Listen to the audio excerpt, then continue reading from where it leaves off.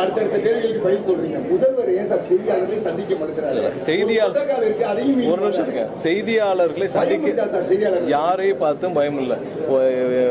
எப்படியோ எவ்வளவோ வச்சு மிரட்டிய திமுக பார்த்து எங்களுடைய முதல்வர் ஒரு நிமிஷம் கூட பயப்படவே இல்லை. இதெல்லாம் வந்து யாருக்குமே பெரிய விஷயமும் கிடையாது.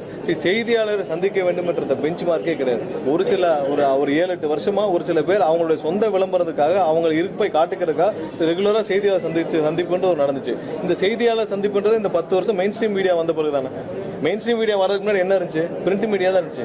பிரிண்ட் மீடியா இருந்த காலங்கள் என்ன இருக்கு? என்ன பிரஸ் ரிலீஸ் போகுமோ அதான் போகும். இந்த செய்தியாளர் சந்திப்புன்றது ஒரு 7-8 வருஷம் ஒரு சில பேர் வந்து அவங்களோட இருப்பை காட்டிக்கிறதுக்காக ரெகுலரா வந்து பிரஸ் மீட் குடிச்சு ஏதாவது பேசிட்டு போயிட்டு இருந்தாங்க.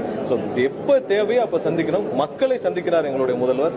மக்களை ரெகுலரா சந்திக்கிறார். இப்போ போன வாரம் திருச்சி கூட்டம் நடந்தது. இது மாதிரியான கூட்டங்கள் ரெகுலரா நடக்கும்.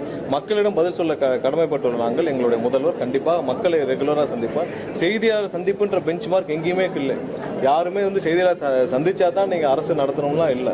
அப்படிலாம் கிடையாது. எப்பயுமே கண்டிப்பாக என்னென்ன மக்களுக்கு தெளிவுபடுத்த வேண்டுமோ அதை அந்தந்த காலத்தில் அன்னன்னைக்கு கண்டிப்பாக தெளிவுபடுத்திட்டு வந்துட்டு இருக்கிறார்.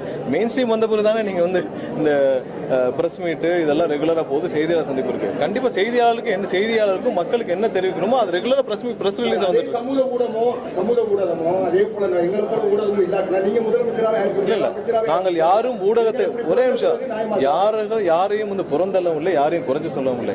செய்தியாளர் சந்திச்சாதான் நீங்க இருக்கணும்னு சொல்றீங்கல்ல, அந்த பெஞ்ச் மார்க்கை நீங்களா பிக்ஸ் பண்ணிக்கிட்டீங்க. நான் சொல்றேன் கண்டிப்பா செய்தியாளர் அரசு சார்பாகவும் கட்சி சார்பாகவும் நாங்கள் சந்திச்சுட்டு தான் இருக்கோம். ஆனால் முதல்வர் சந்திச்சே ஆகணும்ன்ற கட்டாயம் வந்து நீங்க எந்த பெஞ்ச் மார்க் வச்சு பிக்ஸ் பண்றேன்னு சொல்றோம். இப்ப சில ஆண்டுகள் தானே இது ரெகுலரா இருக்கு. அதுக்கு முன்னாடி உங்களுக்கு லைவ் ஸ்ட்ரீமிங்கே இருக்கு.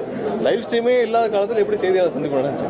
ஸோ அதுக்கான பெஞ்ச் மார்க் நீங்களா உருவாக்கிக்கிட்டு பண்ணாதீங்க. கண்டிப்பாக செய்தியாளர்களுக்கு என்ன மாதிரியான அறிவிப்புகள், என்ன செய்தியாளருக்கு மக்களுக்கு என்ன தெரிவிக்குமோ அது உங்க மூலமாக டெய்லி அறிவிப்புகள் வந்துட்டு இருக்கு. அப்புறம் என்ன